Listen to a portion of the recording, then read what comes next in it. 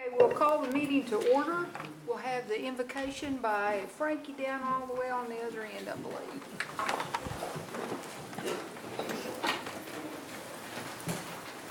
Heavenly Father, we thank you for this beautiful day that you have blessed us with, and we do wherever that's come our way. I pray that you'll bless this meeting and that you'll just give each of us guidance in the decisions that we make tonight. And Lord, I ask that you bless each one that is in attendance and that you'll bless them with traveling grace as we leave here this evening. In Jesus' name, amen. Shelley, would you do the roll call? Bill England. Here. Jack Baker. Here. Julia Coates. Here. Jody Fishingham. Here. Meredith Fraley. Here. Jeanette Fulbright. Here. Hartman. Frankie Harkins. Present. Doug Hunter Jr. Here. Anna Gloria Jordan. Present. Lee Schmidt. Dave Gray. Here. Curtis Snell. Here. David Thornton. Amen. David Walkenstick. Here. Kara Callan Watts. Honey. We do have a quorum. Do I hear a motion for the approval of the minutes of July 16th, 2012? Madam Speaker? Okay, we have a motion and second. We have discussion. Yes, please. Councilor Coates? I note in the minutes that there's under the State of the Nation, that Deputy Chief Joe Crittenden announced for the first time in approximately 178 years that representatives were present from the Eastern Band of Cherokees, the United Kituwa Band, and the Cherokee Nation. Now, this is appropriate to have in the minutes because it is a statement by the Deputy Chief, but as a caveat, I would like included in the minutes for next month's meeting that this is an incorrect statement of history, that the United Kituwa Band came into existence by federal statute in 1946, not 178 years ago. And so I just would like to note that for the minutes of next month. Given what's going on right now, I feel it would be very, very inappropriate for this revision of history to go forward without some kind of comment from, to the contrary, from the Cherokee Nation, as though we accepted that comment. So I appreciate that. Thank you. Okay, I guess we'll handle that next month then. Councilor Watts? Thank you, Madam Speaker. I should be page 7. I want it noted that despite my request for inclusion in the record, there's a significant amount of relevant debate and maps that are not included in these meeting minutes. So for that reason, I won't be able to make or vote to approve them tonight. Thank you. Okay, duly noted. Are there other discussion or questions about the minutes? All those in favor can signify by saying aye. Aye. All those opposed? Aye. Let's see, note we have Mr. Keener and Ms. Watts. Was there anybody else? Okay. Now it looks like we're up for the State of the Nation. Chief Bill John Baker.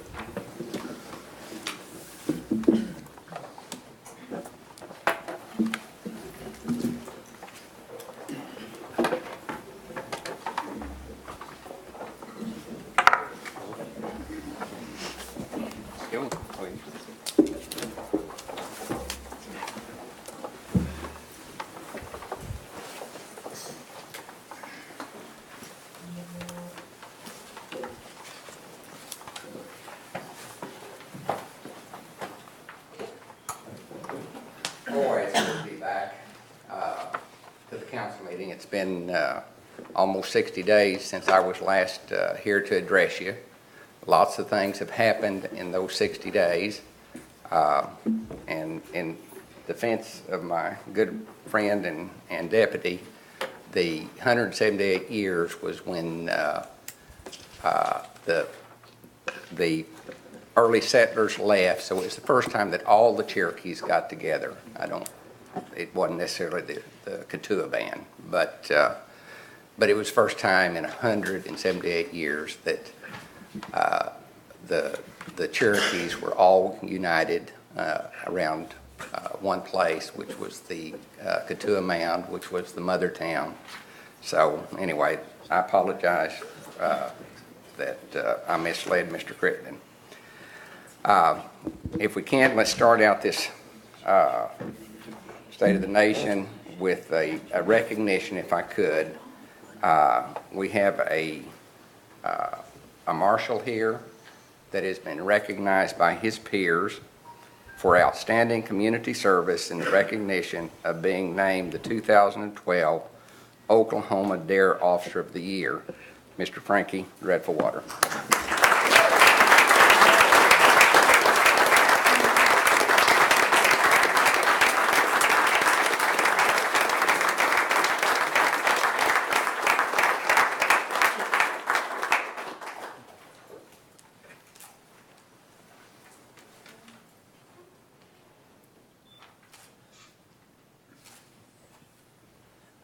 And, you know, Frankie, I mean, DARE is really, is just so important because, you know, it's with our kids. And he has done an outstanding job and maybe one of the longest serving DARE officers in the state.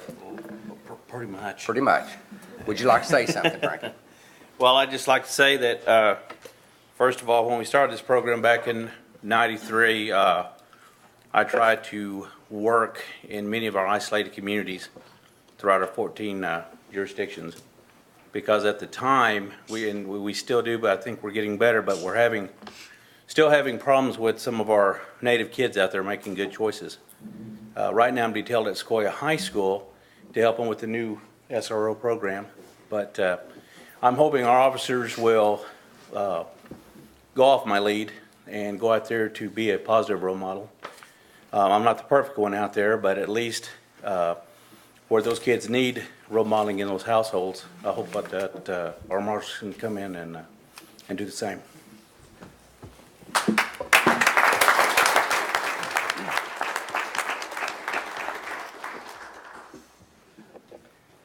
Thank you again so much. Of course, the Olympics has been dominating the news, and we had a Cherokee citizen,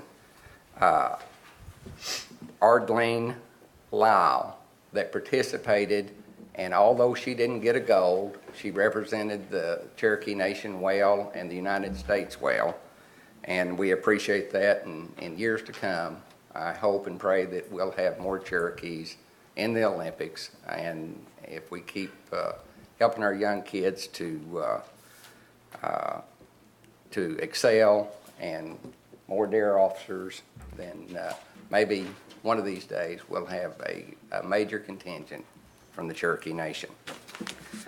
This weekend it was an honor and a privilege to witness Ryan Dirt Eater, a Cherokee citizen, professional bull rider. He took 6th at Tulsa. He's 11th in the national rankings, working toward that $1 million prize at the end of the year. But he goes out as the Cherokee Kid, and he really made us proud in Tulsa. A week, 10 days before that, John Wesley Nofire, a Cherokee citizen, is in the boxing arena, and he had another TKO, and these folks are really being looked up to, and our Cherokee kids are looking at them and seeing that, hey, I can do that. He went to school with my dad, and so I'm really proud, and he's doing an extremely good job. I went up and visited with all the teachers at Sequoia, and Sequoia is back in full swing, and looks like they're going to have a great year. I see a whole, I don't know, it must not be anybody at the Job Corps, but if everybody from the Job Corps would raise your hand or stand up.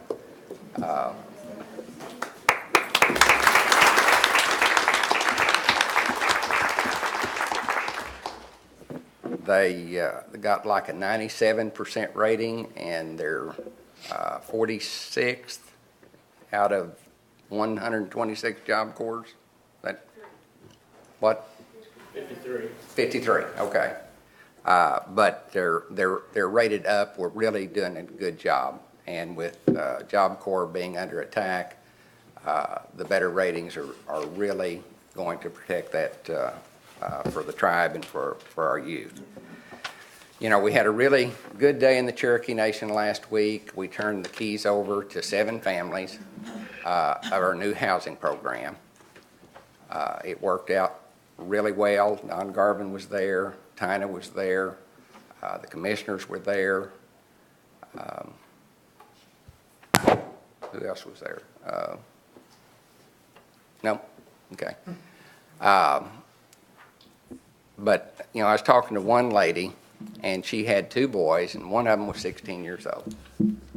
And she said she'd lived in the same apartment for 18 years, was paying $565 a month, and she said it was getting kind of old and tattered, but she had stayed in this one unit. We visited, and her boys finally had a yard to play in. She had already bought them a dog. When she got the keys and walked in the house and was visiting around with some of the photographers and some of the newspaper folks, she figured up that, you know, now she had a brand new 3-bedroom brick home for her two boys, the first home that had ever been owned in her family, and that she was going to have $500 more a month in her pocket to raise those boys with. Now, folks, that makes you proud. And another lady that got one had two small boys, and the look on their face when they ran in the house and said, "Oh, this is my room and my TV's going here," and you just, the next time we have a group opening, you really need to come. We changed the lives of a bunch of Cherokees, and so I thank the council for their hard work, and we're going to continue and make a whole lot of more difference in families' lives. You know, Joe might have mentioned it, but we opened the food distribution center in Nowata, a really neat facility right there close to the clinic, and it's going to serve the community well. Might not have built the community room quite big enough because I've been there twice and they filled the room both times. So we might have to look at that as well. We've done hard hat tours through the Ramona Casino. Dick and I went up through it, and it is a fabulous facility. That is going to be something that the Cherokees can be proud of, and I think the restaurant and the venue is really going to be good for that part of the country. Hard Rock, although it is having record months in the last 4 months, the main floor is still closed down, but we did the hard hat tour, and that should be online soon, and it'll add 500 games? Yes, sir. That we're having records without them, and when we get them in, it ought to really give us a boost. I left early this morning and went to Redbird Smith Clinic, visited with the staff, and did a tour. They have done a fantastic job in squinching down from the clinic and the annex to get everything in the clinic. The only thing they won't have is dentistry, so they are moving those people, those dentists, to other clinics in the interim. Hopefully we'll be back up and running in 90 or 100 days. But every provider has a room, exam room, and they've got everything back in place. The pharmacy is set up in their lounge or where they have the dinners. So they've got everything in. We're checking on really nice portable toilets, not porta potties, but flushing and everything to try and rent and bring in. That appears to be the only obstacle is in that area. So we're working on that, but we're taking care of our people. The staff was amazed that we could be back open by Monday morning, but they're seeing patients, and it appears that all's going very well under the circumstances of the mold. But when we looked at the protocols, we had no choice but to protect our employees and to protect our patients. We had the groundbreaking in Stillwell for the CDC, the Child Development Center. It's going to be a great addition and a great place for our Cherokee kids in that part of the world to be nurtured and loved and given that start that we as a tribe can do. The clothing voucher program has pretty much come to an end. We've given over 900 more vouchers this year than last year. So that was a good success.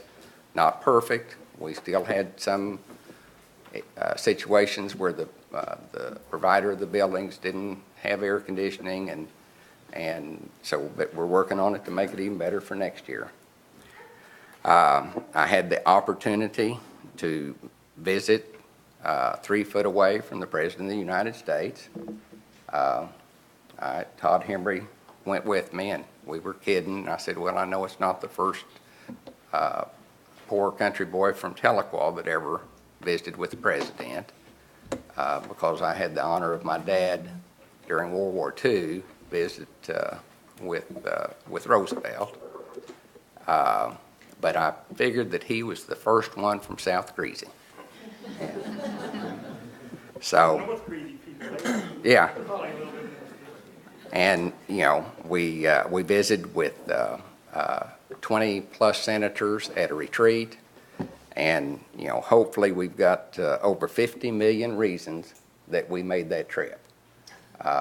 We were able to bring forth the contract health support and have already received a letter from administration that they will try to fast-track it and work on getting that settlement from the lawsuit that we won in the Supreme Court. We did have the Tri-Council meeting in Cherokee, North Carolina. It was, for those that made it, it was a wonderful experience. For those that didn't, you missed a good homecoming, a good several days, and something that hasn't happened in 178 years. Everybody is scurrying around here for the 60th annual holiday, Cherokee holiday. So be sure and invite your friends, your family. They tell me that it's going to be the biggest and best powwow we've ever had. The parade is online to be extra special. The staff and volunteers have been working extremely hard to get to so that we can all have a wonderful, wonderful holiday. And, you know, I always feel blessed when we have a holiday and it just happens to coincide with my birth year. So we've done Frankie. Okay, I'm gonna go around and we've got some Cherokee citizens that are not with us this month that were with us last month, and I want to read a few names and then ask for additions. We've got Geet Whitekiller, Robert Allen Hare, Annie Terrapin Gord, Mary Jane Limore, Johnny Louise Green, Cody and Corey Teehee, the infant children of Victor and LaWanda Teehee, Randall Smith, and Wadey Henson. Are there others? Lois Wiesenhunt in Sacramento area. Lois Wiesenhunt. David? Mr. Michael Rouse from Black Gum, Oklahoma. Thank you, Michael. Mike Shell from Stillwell. Mike Shell. Mike Shell, yes. If we could, let's have that moment of silence.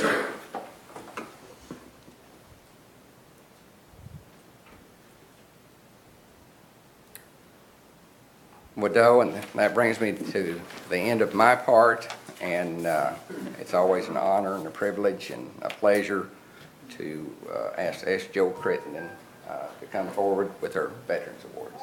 Thank you.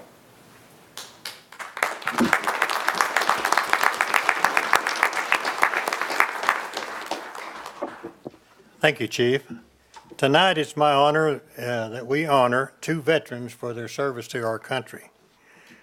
The first one we have tonight is Mr. Kenneth Morris. And as Kenneth, he's on the front row right here, and I'm going to let him sit right there while I read, if it's all right with everybody.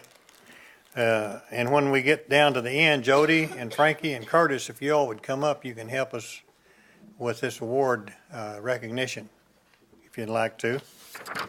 I want to read about Kenneth here. Kenneth was born December the 22nd, 1922 in Westville, Oklahoma, to Bert and Kate Woods Morris. Kenneth has lived his entire life in Adair County except for 18 years in Delaware County and the 3 years he served in the U.S. Army during World War II. Morris, the youngest of 5 boys, dropped out of school after his freshman year. His father died when he was 3 years old, and the boys had to go to work to support the family. Morris went to work for his uncles, Tom and Jim Woods. Tom ran the livestock operation, and Jim ran the farm. They worked cattle on horseback. They would round up cattle and drive them to livestock pens to be shipped to the railroad to Kansas City. They all lived on the old Woods place on Old Highway 59, about 1 mile from Westville, Oklahoma. At age 18, Kenneth and his brother, J.C., owned and operated a meat market in downtown Westville. Then along came the war. Kenneth joined the Army in 1943 at age 20. He received his basic training at Camp White in Oregon. He was shipped to Europe as part of the 300th Combat Engineer Battalion. They participated in 5 campaigns in Europe, including Normandy and the Battle of the Bulge. The combat engineers were always assigned to a group near the front. They landed at Normandy 5 days after the first troops hit the beaches. Their first assignment was to lay mines in front of the 101st and 82nd Airborne positions. The front was pretty weak at first. After they left Normandy and Cherbourg, they were attached to the armored divisions. Their job was to run mine detectors up and down the sides of the roads. They also built bridges anywhere one had been blown up or destroyed. The Battle of the Bulge was pretty rough. It was bitter cold, and we were there through the entire length of the battle. The engineers destroyed bridges and placed roadblocks behind our troops to slow the Germans down. You're there 24 hours a day. You look around and see the other soldiers and you say, "I'm tough," and you just go on. Morris had worked in a slaughterhouse before the war, so while in Normandy, he liberated a French cow and butchered her. I love that. They cut some steaks and cooked them, and they were great. The cow carcass was hanging in the tree when an officer came by. He took one look at that slab of beef and made them take it down and bury it. He said it wasn't government inspected. Morris was a rodeo bull rider before the war, so he also caught and rode one of the French cows, so the guys started calling him Cowboy. The outfit calls him that to this day. The 300th just had their 56th consecutive reunion in Dallas in June. The 300th crossed the Rhine River with the First Army. Then they were attached to Patton and his Third Army until the war ended. When the war ended, the 300th was on its way to Italy through the mountains. Kenneth learned that the war was over from German civilians. After a short stint in the occupation forces, Morris returned home shortly after the war. When Kenneth returned home, he had a 3-year-old daughter he had only seen once before he shipped out. He went on to have 3 more daughters. All 4 girls have had very successful lives. Kenneth is very proud of all his children. And I want to thank Kenneth for his service to our country. And if he'd come forward, we have a certificate here, the Warrior Award.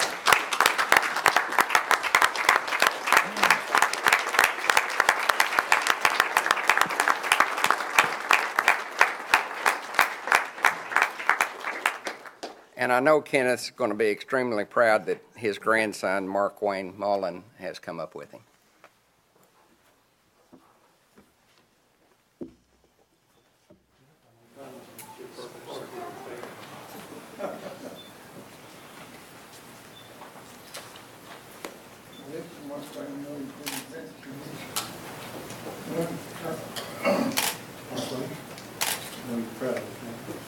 Thank you, sir. Thank you. Chief Baker has your one. You'll step right over here. We're going to take some pictures and make you give a speech. Oh.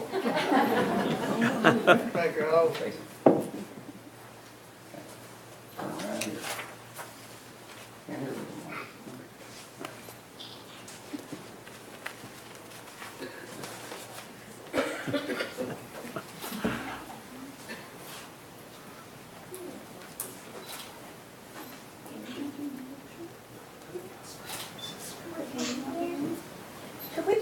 Jackie in this. He's known Jackie all of his life. Joke, it's now Jackie. You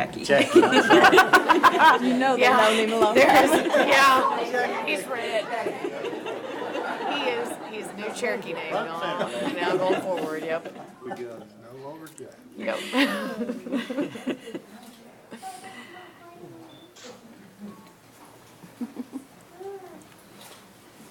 Would you like to say something?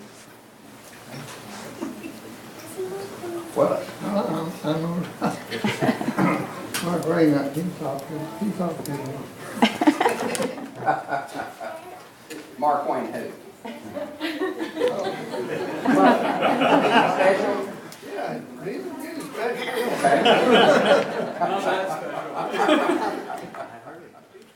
Thank you so much. Thank you.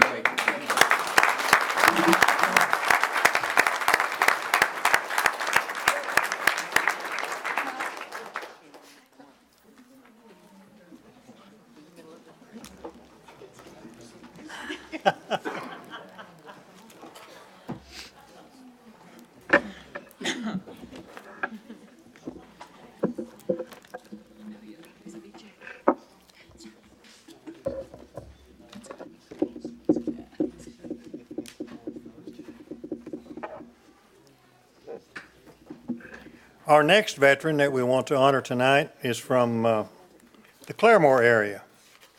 So if Kara and Buell and Lee would make their way up here in a little bit, they can help with the award.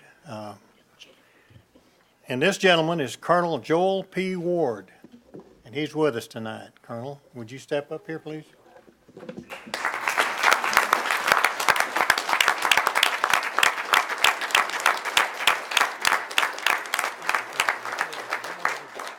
Sit while I read, it'll be fine.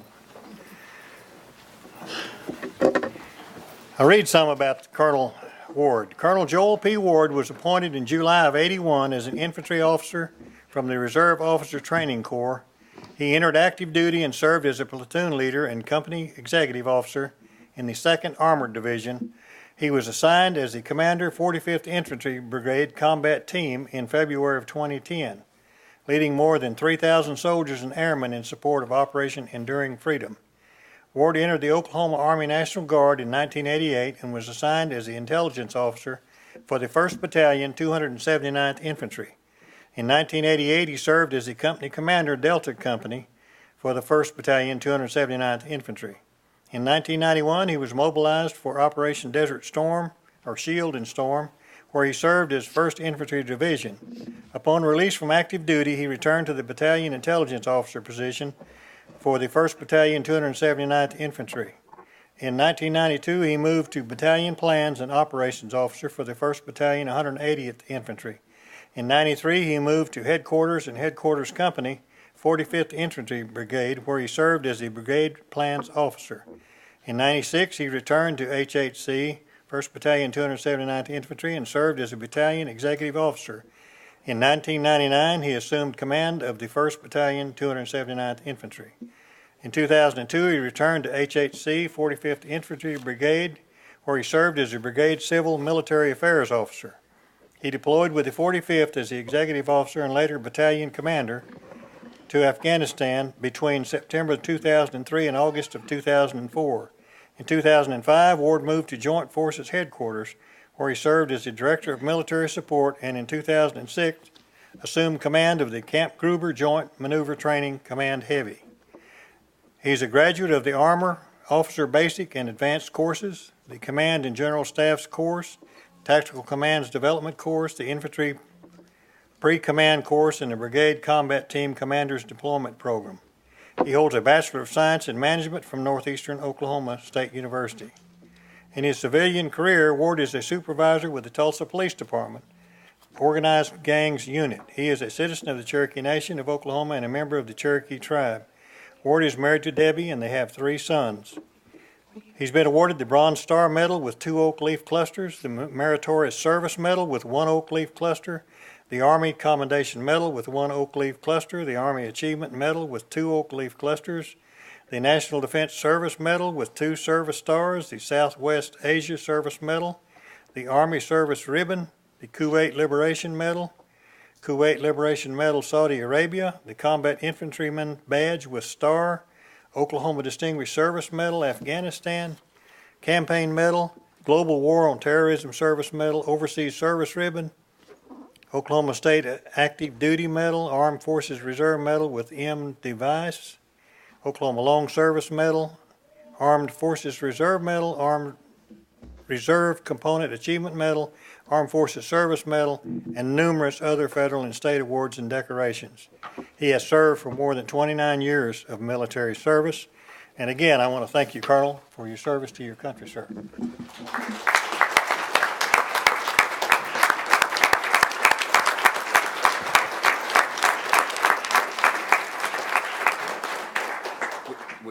On your uniform, would that be better? Okay. Very good.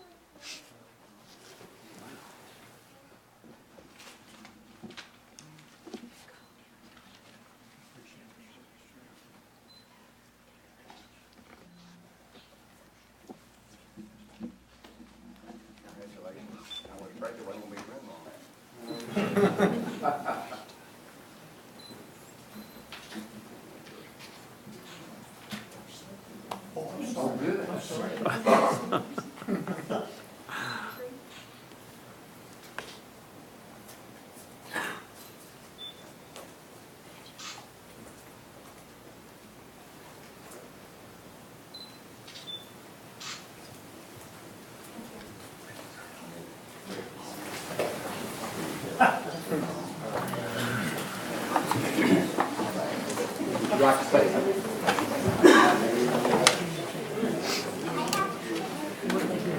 Well, I'd just like to thank Chief Baker and the council for this honor. I want to speak on behalf of the soldiers of the 45th Infantry Brigade. We went to Afghanistan this year. If you've got any doubts about the 18, 19, 20-year-olds in this country, we don't need to have them because they're as good as them. They performed, it is a spectacular job. It's a tough combat and extremely tough in tough place in Afghanistan. So once again, I want to thank you and appreciate the support of the nation and appreciate the support of the Cherokee Nation and the people of Thank you.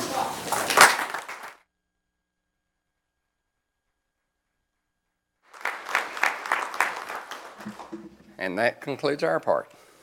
Thank you, Chief Baker. Seeing no unfinished business, we'll move on to committee reports. Our first report is the Housing Authority by Gary Cooper.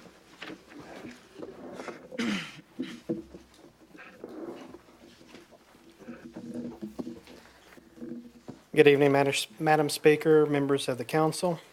Let me first start off by saying that the August Housing Authority Board meeting will be next Tuesday, the 21st, at the Housing Authority offices here in Tahlequah. That meeting starts at 5:30 in the evening. A lot of things have happened since I last reported, and as the chief mentioned earlier in his State of the Nation, we completed 7 homes and moved 7 families in here in the past week, and it was a truly exciting experience. Councilman Garvin, Councilwoman Speaker Jordan were both there in attendance, and I think they can all speak to just exactly how grateful and exciting it was for those 7 families who received those homes. This week, we expect to enter into our contract with the surveyor. We have been negotiating with a couple of surveying companies, and we do have 2 Cherokee-owned tarot vendors who are both very capable of doing surveying work and have done surveying work for both Cherokee Nation, the Housing Authority, and housing agencies across the state. And we expect to place both of them under contract so we can get started very quickly in awarding or in beginning the process of building homes out on each individual site. I would anticipate by the end of the first quarter of the new fiscal year, which starts October 1st, that each and every one of you will see houses being constructed in your areas. So I think that will be an exciting time for housing, and we'll make sure that each and every one of you know where those are going on at, so you can follow up on the progress and you can see exactly what it is that we are capable of doing. I would like to note that if any of you have constituents, especially if you live outside of Tahlequah and they have an interest in viewing or touring the model homes, the model homes are going to be open during the holiday weekend. They'll be open from 8 to 8 on the Friday evening of the holiday weekend and from 8 to 6 on the Saturday. There will be people there who can help with answering questions, giving them a tour of the house, helping them fill out applications, or if folks just want to stop by, cool off, and get a quick drink of water, they can do that. So far, we have received around 1,096 applications, and we continue to receive and process applications each and every day. We have several sites that are ready for surveys, and we are ready to start getting the process started of building those homes, and we do anticipate that that will be moving along very quickly over the next several weeks to months. I believe I reported last month that our rental assistance program staff was busy taking applications for the college housing program, what used to be called dorm assistance. We did receive 120 of those applications, and staff is busy going through verifying eligibility for each of those applications so we can get each of them processed and hopefully get them ready to receive that payment since school is starting just right around the corner. As always, our Community Shield Insurance Program continues to remain steady. We have 2,334 Cherokee families who participate on that program. If you have any questions, I'll be more than happy to try to answer those for you. If not, thank you very much.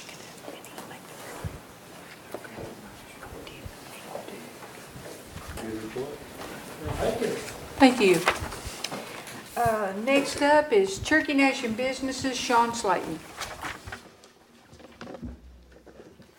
Chief, Deputy Chief, Council, audience, it's my privilege to represent our employees here tonight.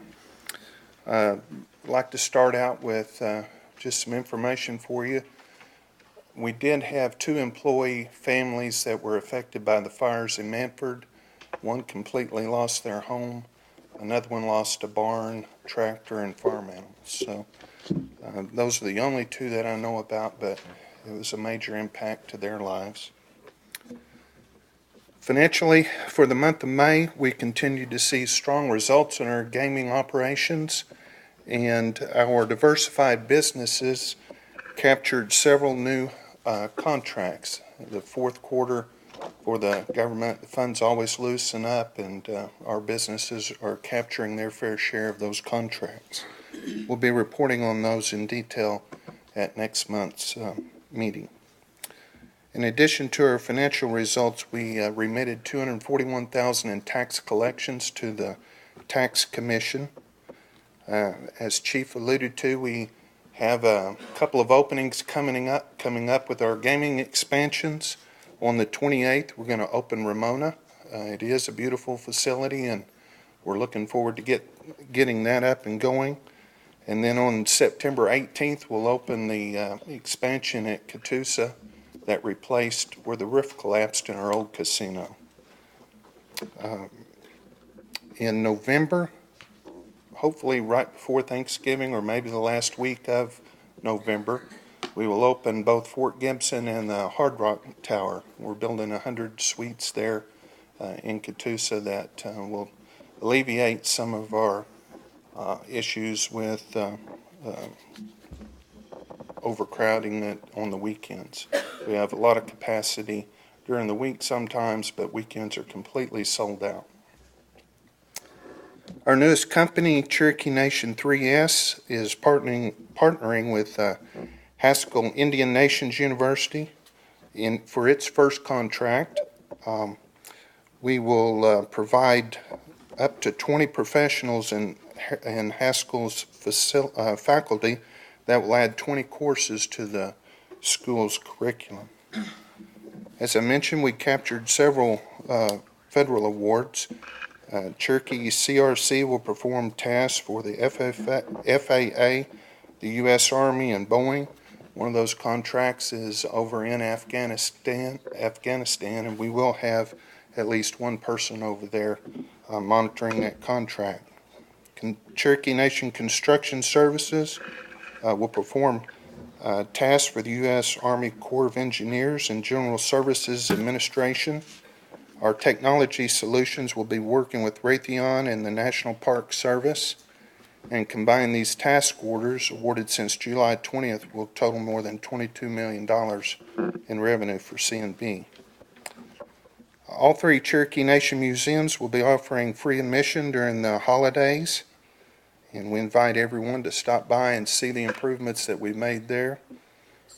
Our C&B employees contributed supplies for the Indian Oaks mission. Donations were collected, and more than 20 items, from personal hygiene items to household cleaners, pillows, towels, and board games were donated. Currently, we have 4,129 people employed at C&B. Cherokee percentage is 67.6%, with other Native Americans at 8.8%, for a total of 76.4 Native American employment.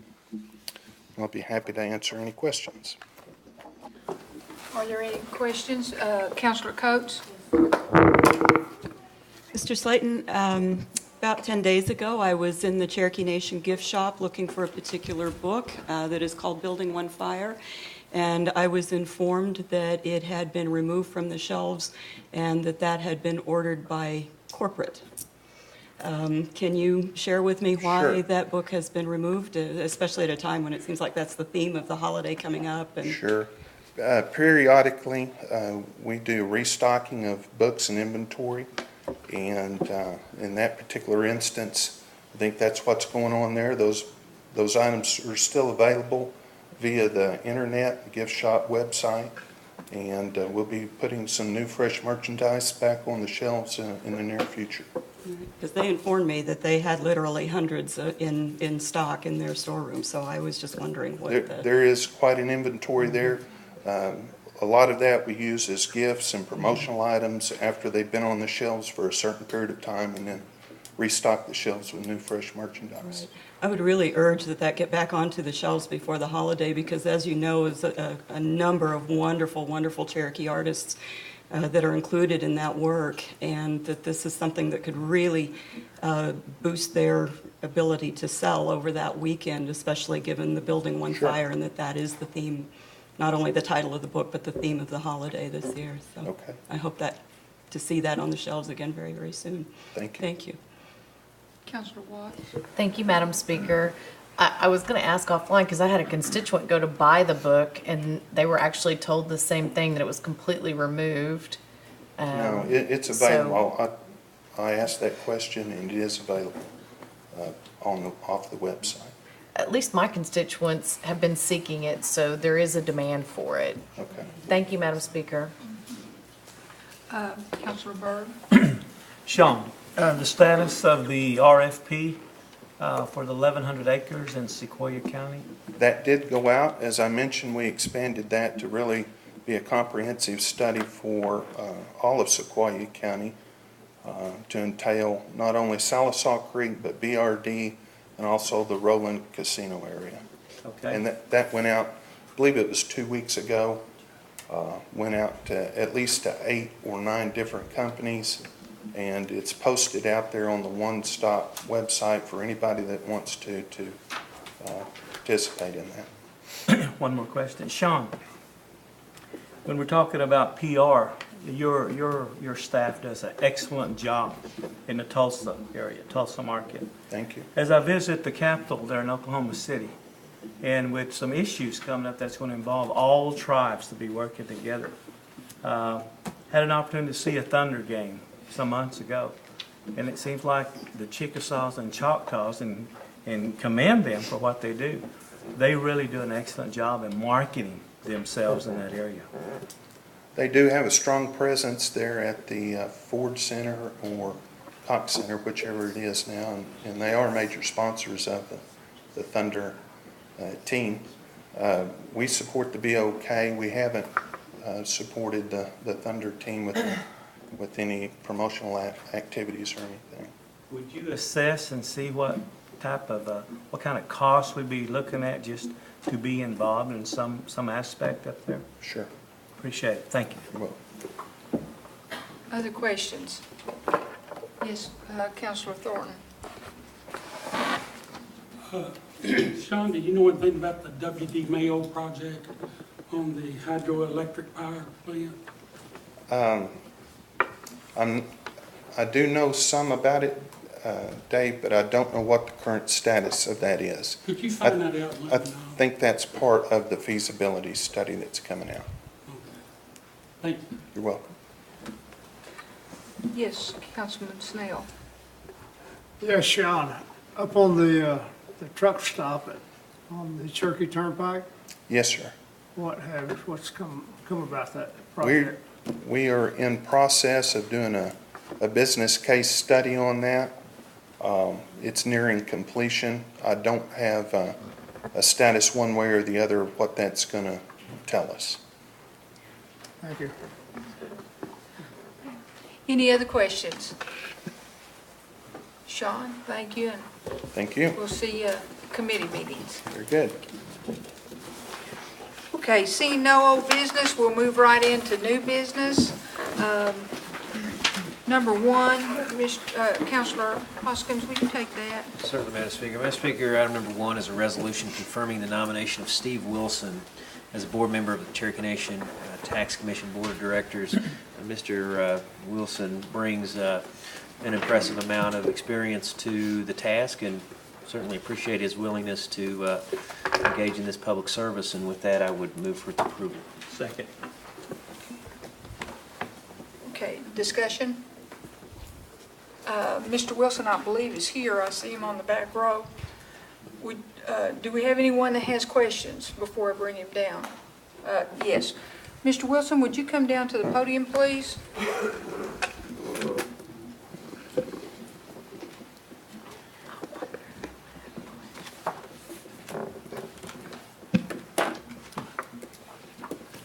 Councilor Watts. Thank you, Madam Speaker. Good evening, Mr. Wilson. Good evening. I haven't had a chance to research this on my own, so I apologize for asking at this point, but I was brought to my attention today that possibly there had been some legal actions against you or your company by either the Cherokee Nation or the Housing Authority. If you could just clear the air before I make my vote. I don't know of any legal action. I think that's incorrect. Okay, thank you very much. Very helpful. Okay. Thank you, Madam Speaker. Yes, other questions? Okay. If no one's opposed, we'll just do it by voice vote. All those in favor can signify by saying aye. Aye. All those opposed signify by same sign. Aye. Okay, so who will, let's see, Mr. Lay, Ms. Fishing Hawk. Was there anybody else? Mr. Keener? Okay, and anybody else? 3 against. It looks like the ayes have it. Thank you. I'd like to welcome Mr. Wilson to the board of the Cherokee Nation Tax Commission. Thank you very much. I look forward to working with the commission. Thank you.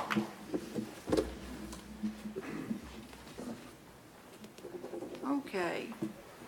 Mr. Lay, Councilman Lay, would you take number 2, please? Yes, ma'am, thank you. A resolution confirming the nomination of Ruth Ann Weaver as a commissioner of the Cherokee Nation Gaming Commission, and I move for its approval. Second. And I believe Ms. Weaver is here. Yes. Do we have anyone that has questions? Questions of Ms. Weaver? Okay, maybe you don't have to get up. All right, we'll just do this by voice vote. All in favor of this resolution for the nomination of Ruth Ann Weaver can signify by saying aye. Aye. All those opposed? Aye. Okay. Bill abstains, Julia, no, and Kara, no, and Lee, no, and anybody else? Okay, I believe the ayes have it then. Ms. Weaver, would you like to say a few words? I'm very honored. Thank you. Okay, and I would introduce you to Ruth Ann Weaver, our newest commissioner for the Cherokee Nation Gaming Commission.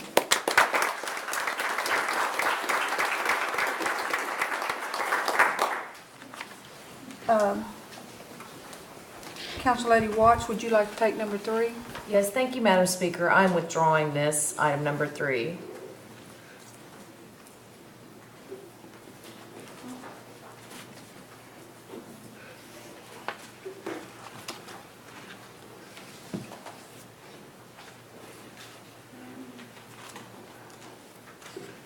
I think I have a question. I'm not sure at this stage of the game that it can be withdrawn without a motion. And second, I just need a point of clarification from the lawyers over on the second row. Y'all looking at each other. Now let me look at both of you. All right. I just want to do it right procedurally. And just to note, I am the sole author and sponsor of this item.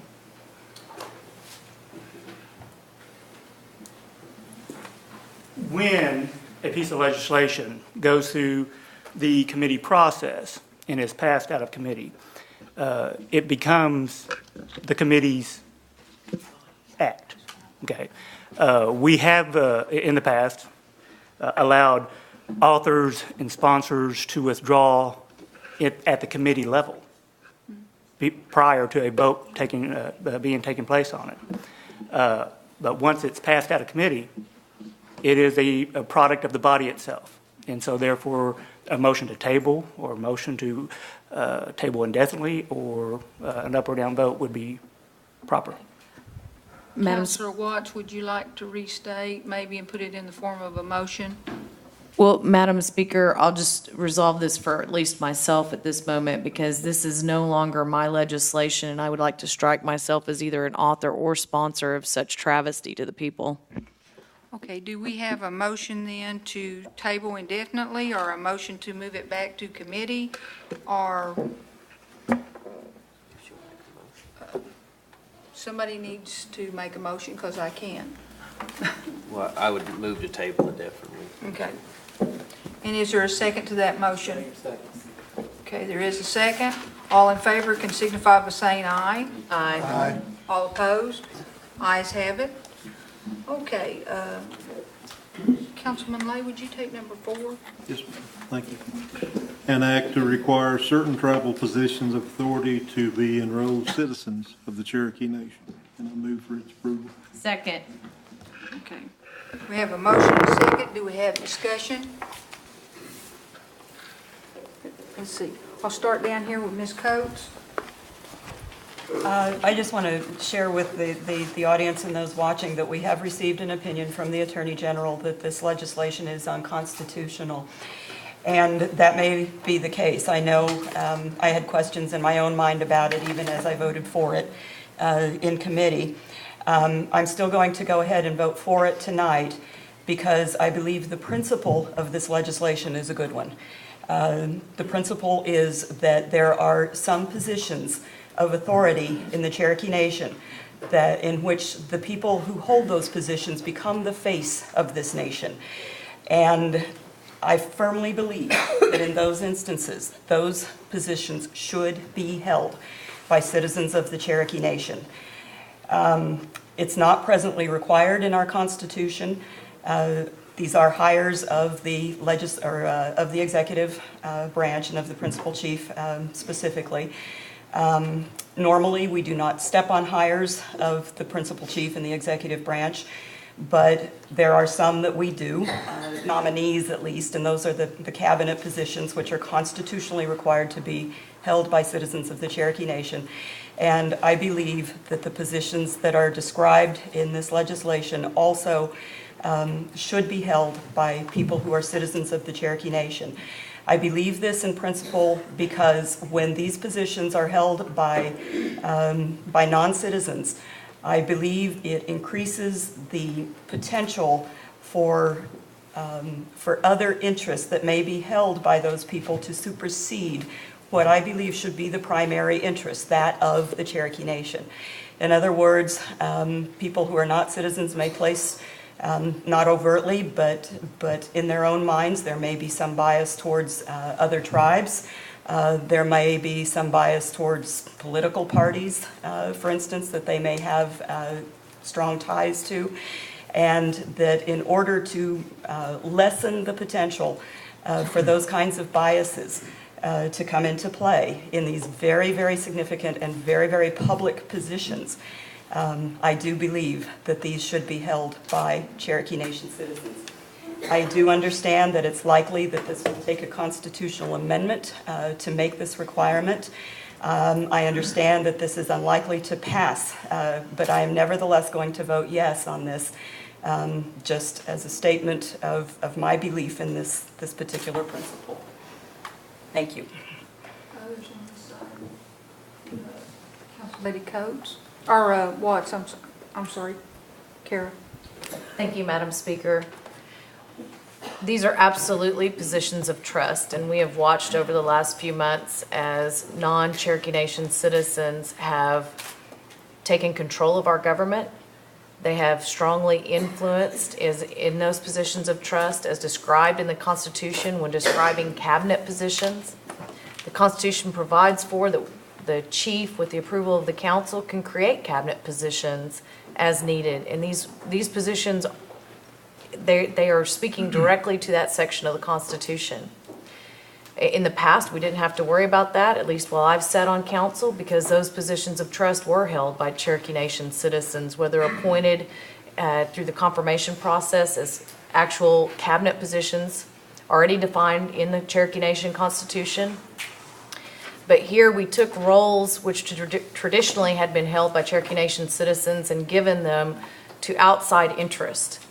And that has clearly defined the direction of the administration, and it's unfortunate because I know in my mind a Cherokee Nation citizen would hold our people out first, not a political party, not another tribe's interest as already stated, and not another country's interest or another state. And it has just been difficult to watch what has been happening to the Cherokee Nation in leadership and direction, and it's not even by our own people. I would probably feel a lot differently. So although this may be challenged in court, it is absolutely an issue that I welcome the challenge, because this is something that our constituents in District 5 have consistently voiced as a concern for them in what is happening in our government. And it is a Cherokee government, not a Choctaw government and not anything else, or the Democratic National Party or anyone else. And so we really need to, I hope that this council as a body supports Councilman Lay's act, and I appreciate that he has brought it forward. Thank you, Madam Speaker. Thank you. I have to respond to this because it's not what these particular council ladies want. We are here to follow the rule of law and obey the Constitution. It's not a personal vendetta against who the chief has chosen for his personal counsel who represents him. We have many people in high positions that they may have forgotten about, that, for instance, our trusted CPA that was first hired back during Chief Joe Byrd days. Chief Chad Smith saw that he was doing a great job. He is not a Cherokee citizen. He's still with us today. We have an interim CEO, Mr. Sean Slayton, who has done a wonderful job. He is not a Cherokee citizen. These positions that they have singled out here are not required by the Constitution to be a Cherokee citizen. And I'm going to follow the rule of law because that's what we are supposed to be doing. It's not what we want personally. Thank you. I'm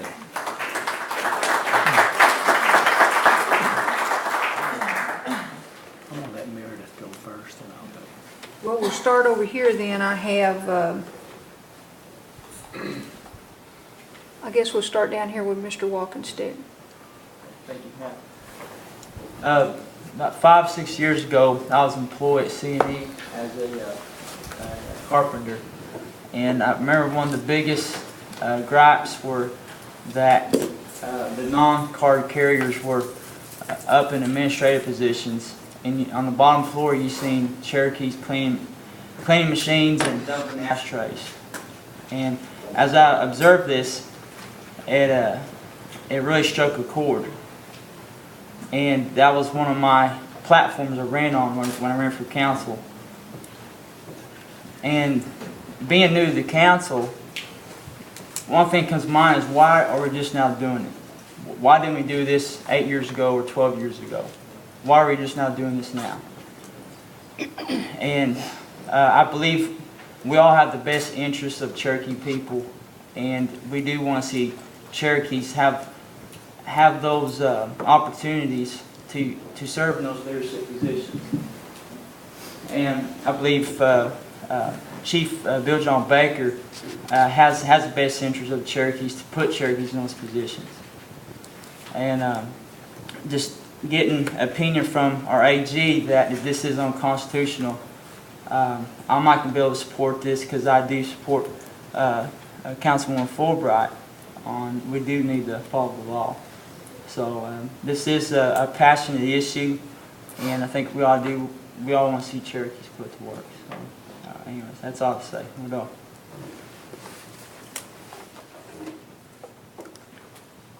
Council Lady Fraley. I appreciate the comments that all of you have made, but I'll be voting against this because I believe it's unconstitutional. The executive power is vested in the principal chief, and it is within the chief's administrative realm, if you will, to appoint or employ or nominate candidates that he considers capable of performing key administrative responsibilities. Whether we agree with that decision or not, that's what our Constitution says, that it is vested within the principal chief's responsibilities. And secondly, I woke up in the middle of the night last night and I thought, well, this act will set a precedent. If the tribal council requires administrative tribal positions of authority to be enrolled citizens of the Cherokee Nation, then should we require the legislative branch to do that? Should we require the judicial branch to do that? And should we require business entities to do that? I don't agree with that. And although I appreciate and respect the principle and objective of this law, Mr. Lay, I believe we're overreaching by exercising through de facto executive power, which violates our distribution of powers and required by our Constitution. Therefore, Madam Speaker, I will be voting against this. Thank you. Let's see.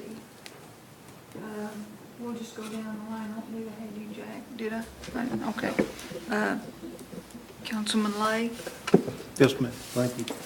Well, I appreciate and respect everybody on this board. And it doesn't, you vote your conscience.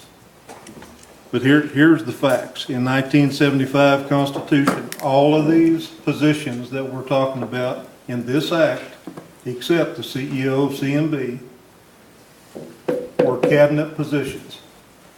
Now, I don't know what happened between 75 and the 99. I was there, and I suspect we were rushed for time and just didn't get them put on there. The other thing about this is, it says in Section 12 of the 99, the council, on recommendation of the chief, may create additional cabinet positions. I don't see anything unconstitutional about that. The Attorney General has given me his opinion, I'll give him mine. I think the court decides that. And I told him that this morning. Tremendous pressure was put on me this morning to table this and withdraw it. I'm not going to do it. I was a Cherokee preference guy when I got here, and that's what I'll be when I leave here. Now, this unconstitutional stuff, I don't know what the court would say. I guess if it passes, I don't know if it'll pass.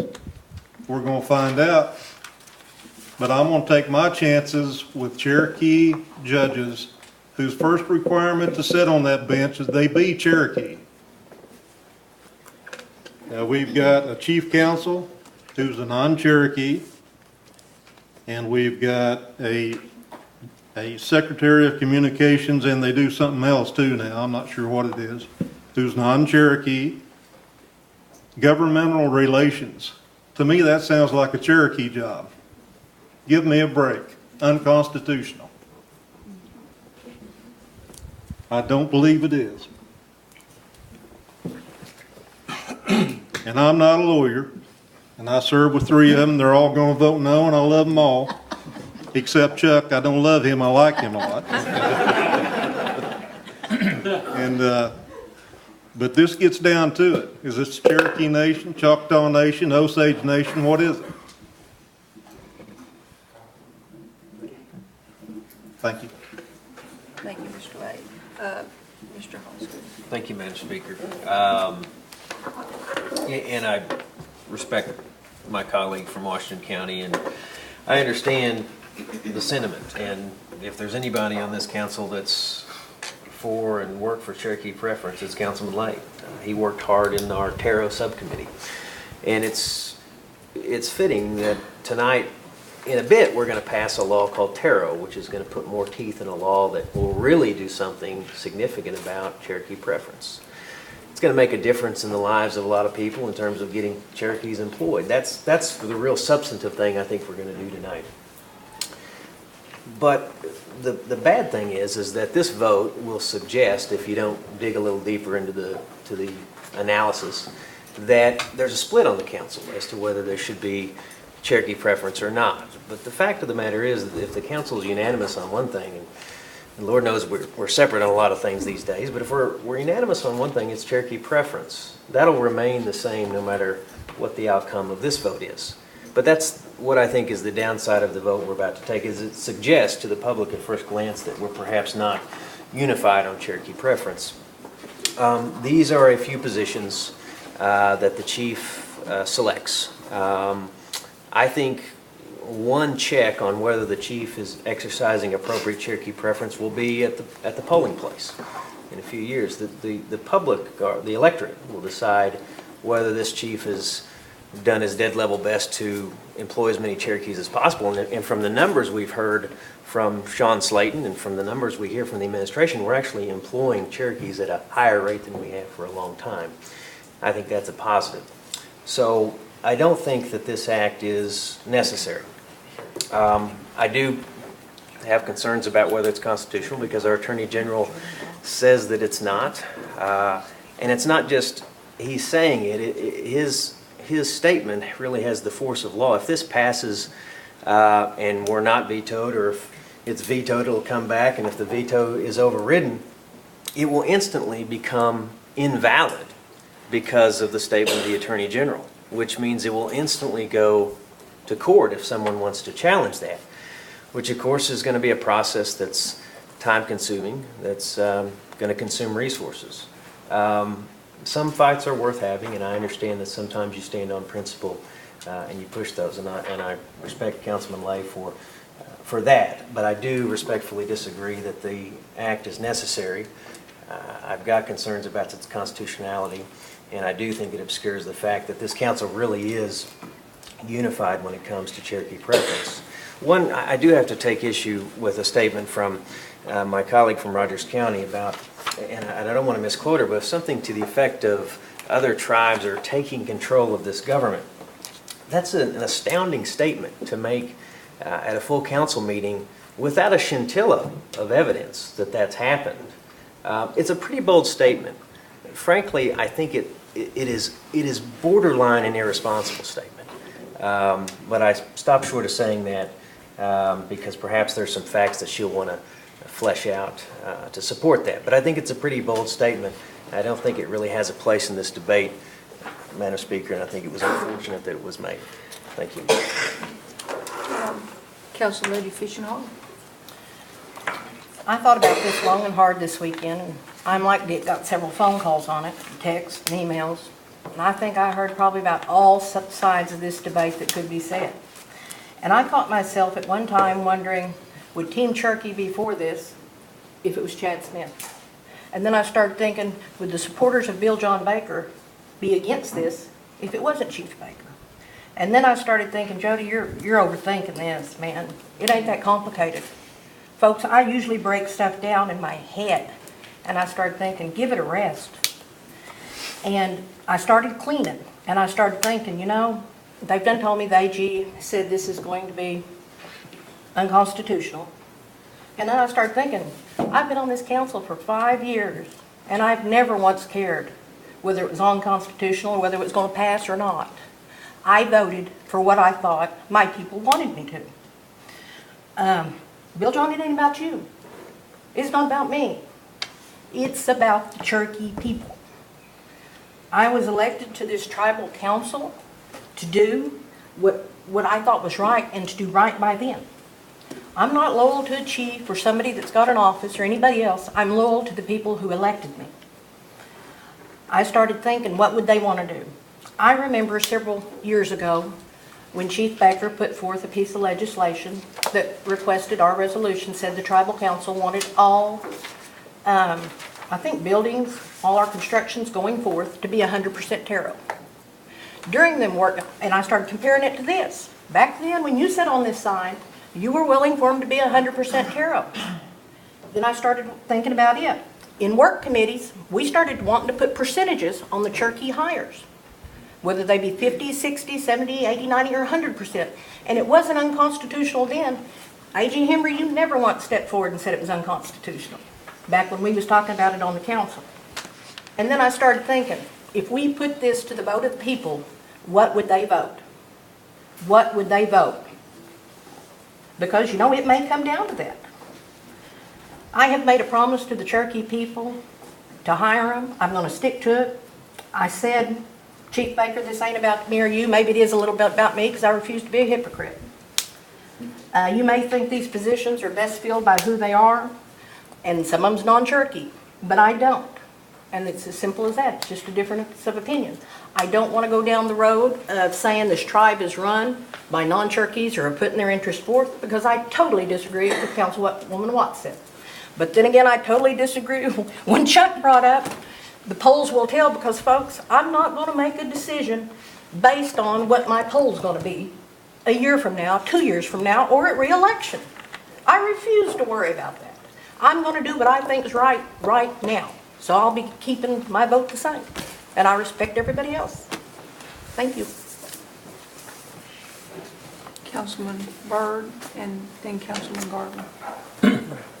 Did I miss you, Curtis? I'm sorry. Yes, I've given this a whole lot of thought myself, and in committee, I supported it. You know, on the surface, like Councilman Hoskins said, this is not about Cherokee preference. We have Cherokee preference on the books. But if you travel throughout Indian country, and I do a lot of it, I work with half of the tribes in the state of Oklahoma. We have 39 tribes. We have many, many Cherokees that are employed by other tribes. Out of 300,000 plus, when our Cherokee people need jobs, they can't get hired here at Cherokee Nation. They go to our neighbors, the Creeks, the Choctaws, the Otoe, the Missouri, the Modocs, the Miamis. We have Cherokees throughout the United States. Now, if they take this same attitude, we're going to do an injustice to a lot of the Cherokee people that are employed by other tribes. And I do not want to set that precedent. And when you have an attorney general that gives their opinion, and council members, you seem like you followed him for the past 8 years or 12 years. We have another attorney that gives her opinion there, who I have the utmost respect. And our vice speaker there, our secretary. It is hard to support this and try to handcuff the chief.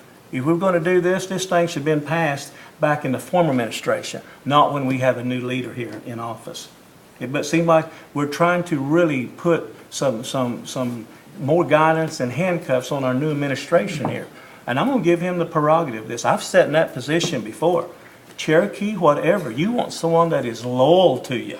Doesn't have to be Cherokee. Someone that walk down that dark aisle with you at times when you really need somebody.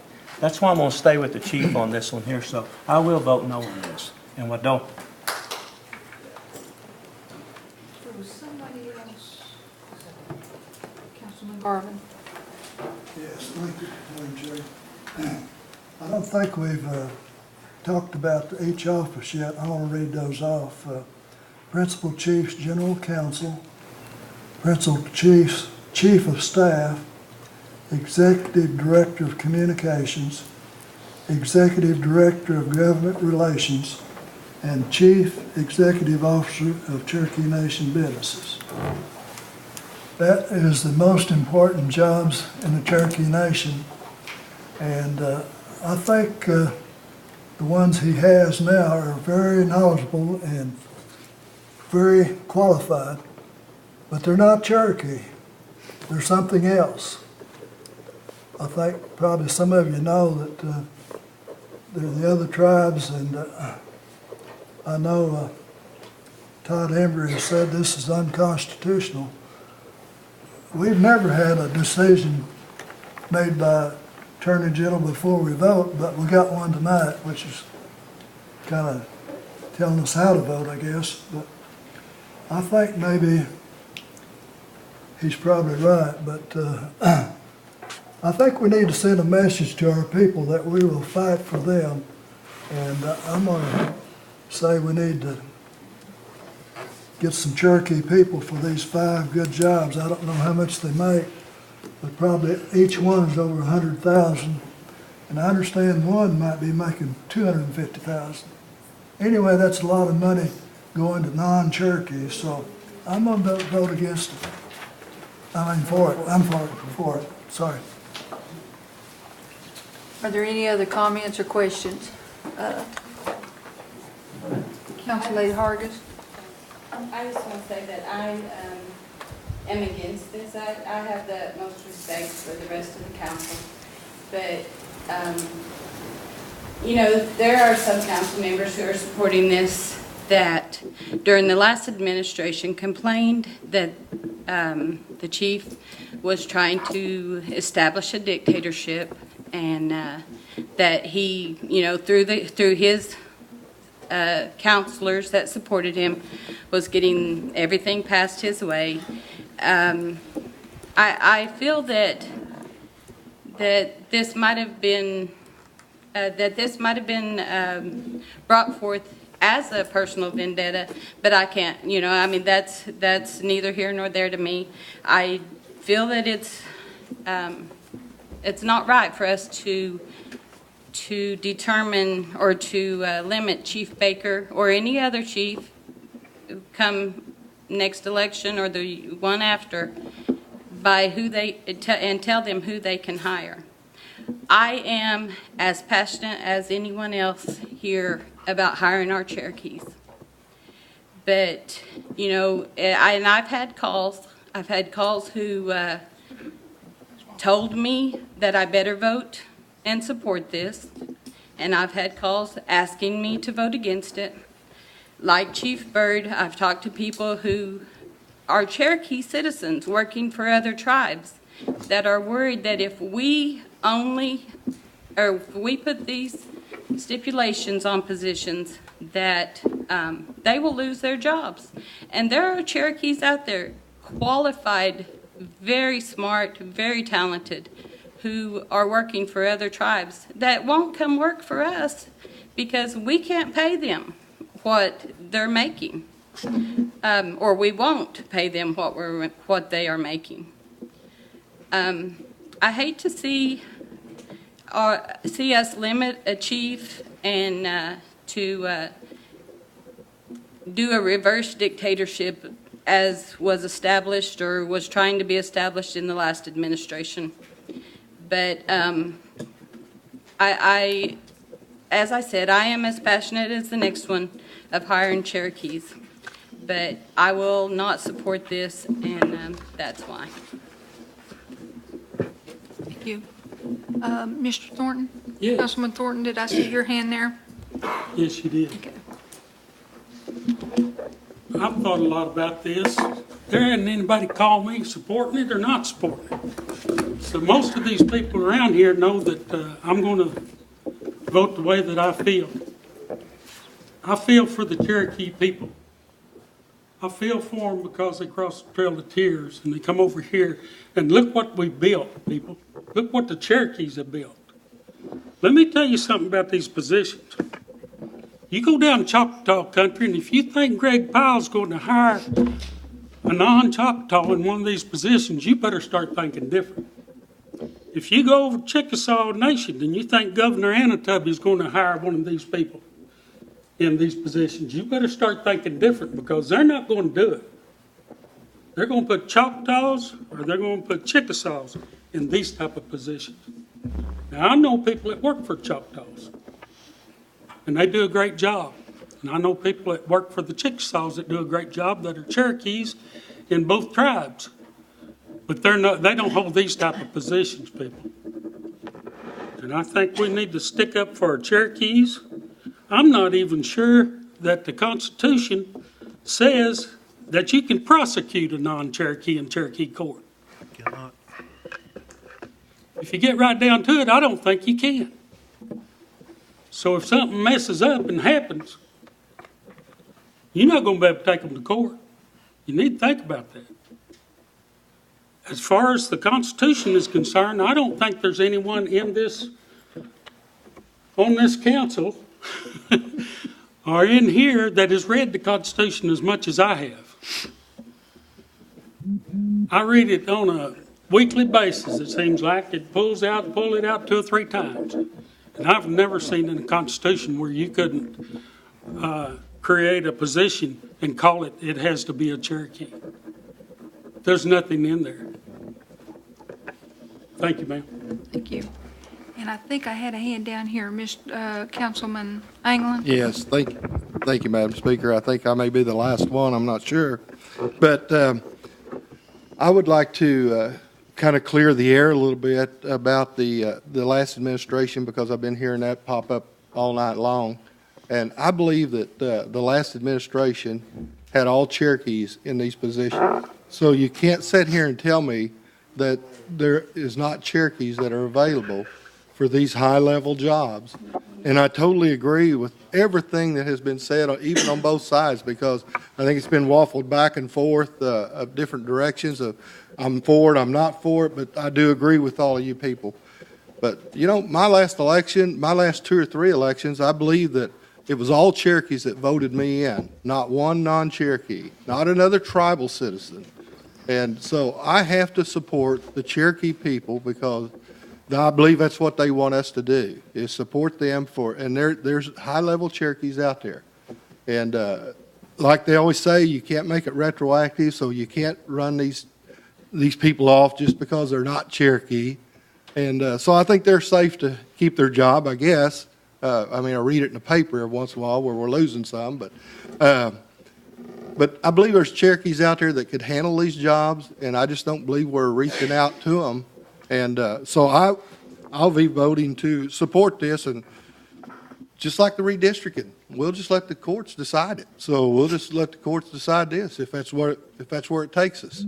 So, and I believe I've heard that Team Cherokee statement mentioned several times tonight, and I believe all Team Cherokee are all Cherokees. So we're in this thing for the run. Thank you. Okay, is there anybody else that hasn't spoken that would like to make comments? And I guess then that leaves me. And here's what I want to say. I don't think there is a bigger defender in this room for hiring Cherokee people or contracting with Cherokee people. There's no bigger defender that I can think of than myself, other than my 2 colleagues here that are also lawyers on the council that are defenders of the Constitution. So I have to weigh Cherokee preference, which I don't believe is the true issue of this particular act, with the Constitution. And I will never vote to do something unconstitutionally. I just cannot do it as a lawyer. My colleagues that are lawyers have had the same inner fight with themselves. This is not a Cherokee preference issue. This is becoming a constitutional issue. And I cannot support the act in its present state. No one in the world wants more than myself for everybody here to be Cherokee. But that is not the question. It is whether this act is constitutional. And in my mind, when we first took this through committee, I knew it violated the separation of powers. And I cannot support it in its present form. So with that, we'll go ahead and have a roll call vote.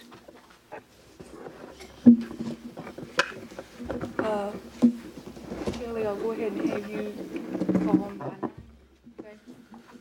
Okay? Yes. Meredith Fraley? No. Janelle Fulbright? No. Don Garvin? Yes. Frankie Hargis? No. Chuck Hoskin Jr.? No. China Gloria Jordan? No. Lee Keener? Yes. Dick Lay? Yes. Curtis Snell?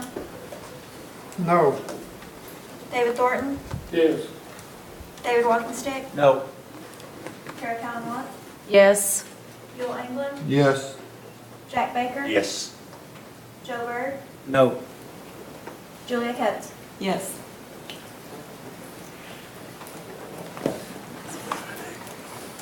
Nine yes and 8 no. Ayes have it. And that will move us to the work out of the Executive and Finance Committee. Number 5, Council Lady Fishenhoek, will you take that? That's your room. Oh, That's okay, I need to make Okay. This is an act regarding the Labor and Employment Rights Ordinance and repealing Executive Order Number 12-10-CS, and I move for its approval. Second. let's see, we've got a motion and a second, and Second with the friendly Madam Speaker, there is a particular section that I think is an incomplete thought, so to speak, that needs to be, that I just did not catch at committee. So I direct your attention and Council's attention to page 7. That's under section 8B1, found at page 7. The final sentence reads, "Nothing herein shall impose an obligation on any employer to comply." I think what we meant to say was it wouldn't create an obligation to comply with any additional labor and employment laws. So what I would friendly amend would be to strike, and I'll read the sentence complete in a moment, Madam Speaker. Strike the word. Tell me again exactly where we're at. Oh, I'm sorry, Counselor, we're at page Page 7, seven. B1. That final sentence says, "Nothing herein shall impose an obligation on any employer to comply." I don't think that captures what we intended there, so my friendly amendment, and I'll read the amended language and I'll read it complete in a moment, would be to strike the word and replace it with the words "any new," strike the period at the end of that sentence, and then insert the phrase "with said labor and employment laws." So, Madam Speaker, that sentence that had read, "Nothing herein shall impose an obligation on any employer to comply," would now read, "Nothing herein shall impose any new obligation on any employer to comply with said labor and employment laws." And the idea, Madam Speaker, was that we wanted in this section for certain employers to have to certify that they're in compliance with state, federal, and tribal labor and employment laws, but we didn't want to confuse people and think that they had to comply with statutes that they otherwise had no obligation to comply with. And I think that's what we meant to do in that last sentence, and I think we just didn't get it done as it's written. I think it's confusing. So that's my friendly amendment. I accept it. okay. So we have a motion and second with an amendment accepted. Comments or questions? Yes, Council Lady Watts? Thank you, Madam Speaker. I know a considerable amount of work went into round 500 of Terra law reform by both this council as a body, several individuals, council members, and the staff. And And Councilman Hoskin, I appreciate the work on that particular section as well, because I know had a wide range of opinions on how that should work out, and I appreciate you taking time to catch that so that we could clarify that. But the staff at the Taro office and our staff that help support the many amendments and changes to this act, I just want to applaud everybody's work because we do agree on these issues, and it's exciting to support the Cherokee people in that way. Thank you. Council Lady Fishenhall? I just want to say I feel like this has been several years coming. We worked on this back in '08, and we spent more time on this than '08 than we did this time. And we couldn't even get it out of committee. But changes come around. We got a different council, different people, different eyes looking at it. And this is one of my more prouder moments that we have been able to help the Cherokee people, especially the business people, in their businesses. And I will be voting for this. Councilman Hoskins? Thank you, Madam Speaker. I appreciate the comments from Councilman Cowan Watts and appreciate her work on the issue and echo Councilman Fishinghawk said. I think this is an amendment that will make a stronger Cherokee preference. The issue is what can we do to make sure more business goes to Cherokee-owned businesses, goes to businesses that employ more Cherokees, and this law will do this. This will make stiffer penalties for people who don't follow the law. So I look forward to the Terror Office, which helped us so mightily in getting here, implementing this law. I also want to thank Councilman Lay, who had the idea that we needed a subcommittee and needed to reform this, and appreciate his leadership on it. But I think we've done something good here and look forward to see it implemented. Thank you. Other comments, questions, discussion? This is an act, so we'll do it by roll call.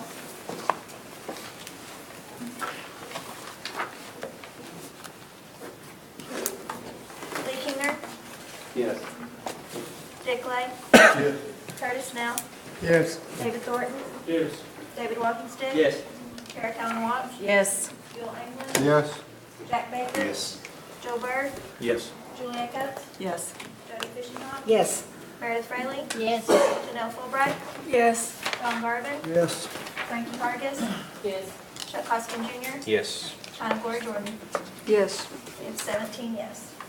And the act passes, and I believe it is one of the most important acts that we have brought before the council this fiscal year. Thank you all.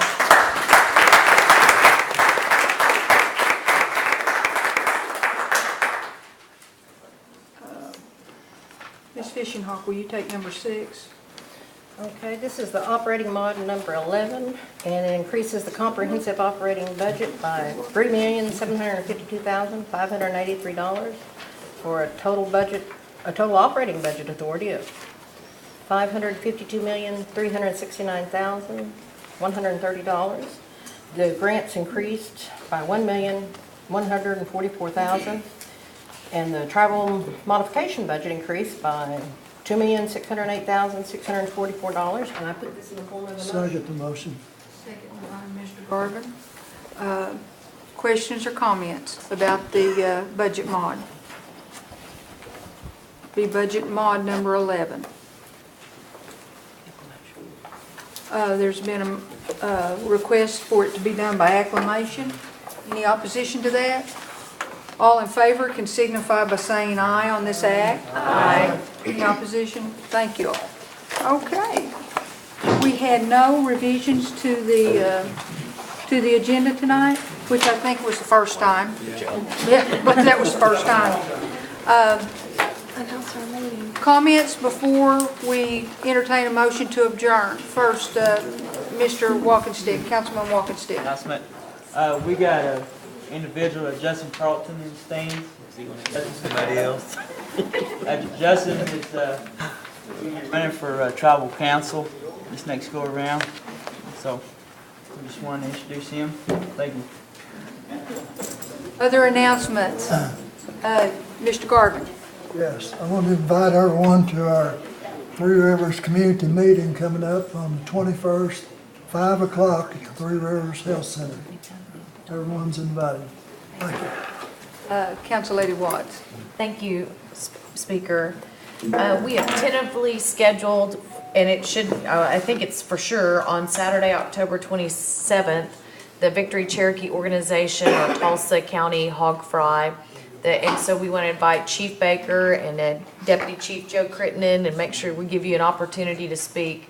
So that's Saturday, October 27th at Collinsville at the Victory Cherokee Organization building. Was there another hand down there? I don't, okay. One comment. I'd like to thank Deputy Chief and his staff. They were doing the voucher give out there at Sequoia High School. It's extremely hot, of course, and we had served over 700. And the staff, of course, they're volunteers, and they had, some of them had skipped lunches on to 2:30, 3 o'clock. And Deputy and his crew came up and brought us some water and brought the volunteers some snacks to get them to the day. Thank you, Deputy, for that. Highly successful program. If the information that I retained was right, that would mean like 7,100 vouchers or thereabouts was given out over the past month for children to buy their clothing to go back to school. That is a very successful program, and I want to commend the staff that's setting up here and anyone else in the room that helped with it. That program was put together well this year, and I think they deserve a hand.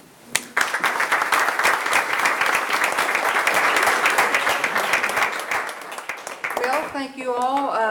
Do I hear a motion to adjourn? So moved. Second. Second, and we are, well, I guess, all in favor? Aye. All right, we're staying adjourned. I'm going to find my husband.